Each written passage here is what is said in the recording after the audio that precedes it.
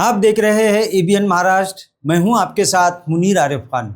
नाज़रीन, गुज़िश्ता 2-3 दिन पहले ही शहर के अहम तिजारती इलाके पैठन गेट में एक कत्ल की वारदात होने के बाद ऐसा लग रहा है कि पुलिस इंतजामिया के साथ साथ कारपोरेशन इंतजामिया भी अब पूरी तरह से हरकत में आ चुका है। इस तरह की खबरें बावसूख ज़राए से मिली थी कि पार्किंग की वजह से, यानी गाड़ी पार्क करने की वजह से मामूली बात पर यह झगड़ा हुआ था, जिसका अंजाम यह हुआ कि एक नौजवान की जान चली गई और 3 से 4 नौजवान इस कत्ल के मामले में पुलिस की हिरासत में आ चुके हैं, जिनकी गिरफ्तारी के बाद इनके अहले खाना भी अब पूरी तरह से तशवीश में मुब्तला हो चुके हैं। नाज़रीन, म्यूनसिपल इंतजामिया की जानिब से इस तरह की बात सामने आई थी कि यहाँ पर गैर कानूनी तरीके से दुकानों को तामीर किया गया है। इंतजामिया के मुताबिक जिस वक्त लैंड एक्विजिशन की कार्रवाई कई साल पहले की गई थी, उसी वक्त टीडीआर या मुआवजा इन दुकानदारों को, इन जगह की मालिकान को दिया जा चुका था। उसके बावजूद यहाँ पर गैर कानूनी तरीके से दुकानें तामीर की गई और अब म्यूनसिपल इंतजामिया इस मामले को लेकर पूरी तरह से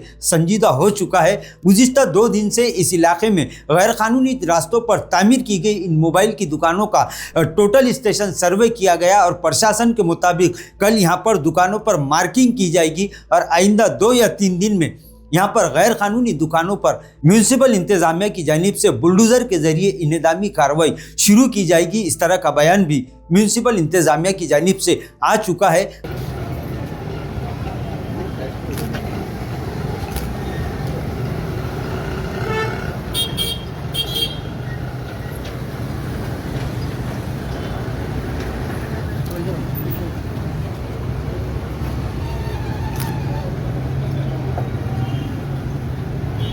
आपले पण फोटो आपल्या मोबाईल मध्ये घे, बघ थोडं तू इथे ये ना.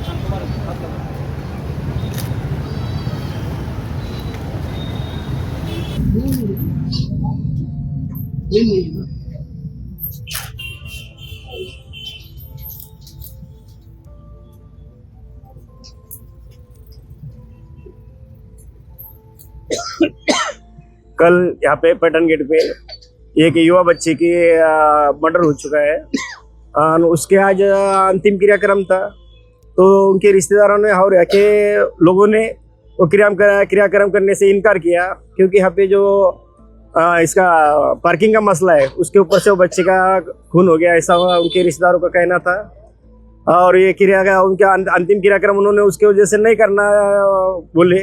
और फिर बाद में यहाँ के लोगों का कहना था कि यहाँ पे वो पार्किंग की जगह है और पार्किंग जगह इलीगल यूज कर रहा है और ये रास्ते में प्रॉपर्टी बांधित हो चुकी है, उसका मुआवजा भी उन्होंने ले चुका है। फिर भी वो यहाँ पे लोगों से पार्किंग की वजह से झगड़े करते हैं। आज वो इलीगल बांधकाम किया और 260 और 478 की नोटिस दी गई है।